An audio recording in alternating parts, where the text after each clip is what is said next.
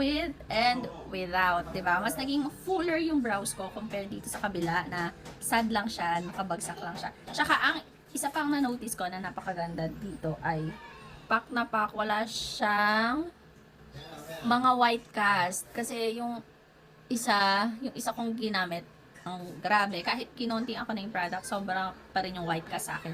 Pero ito, tingnan mo, wala talaga siya.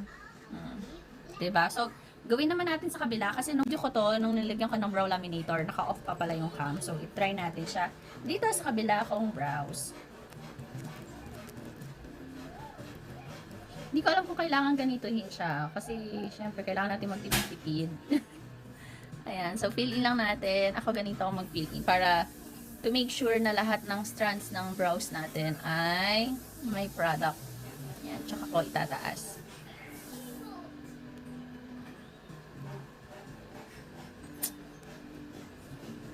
So, naghahanap talaga ako ng magandang brow laminator kasi yung papansin ko lalo na sa akin. Ganyan. Ay, so gano'n lang yun. Again, sa paggamit nito, twist mo lang siya to open the applicator. Tapos, pull naman to open your brush. Yan. So, try muna natin ng pataas. Yung comb yung gamit ko. Yan. Tapos, try naman natin tong brush. Sa cam lang ako nakatingin.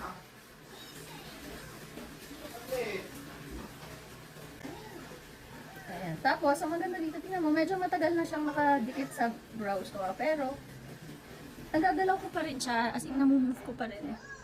Sa way na gusto ko.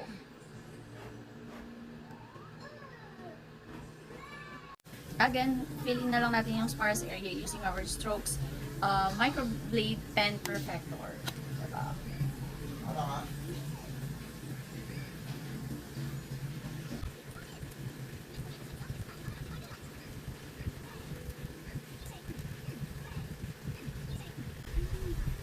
Ayan, so ayan na yung ating brows. Diba? Laminate pa natin.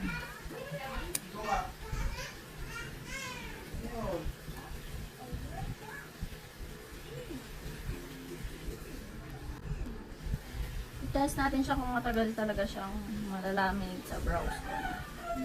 Dapat hindi siya mag-move.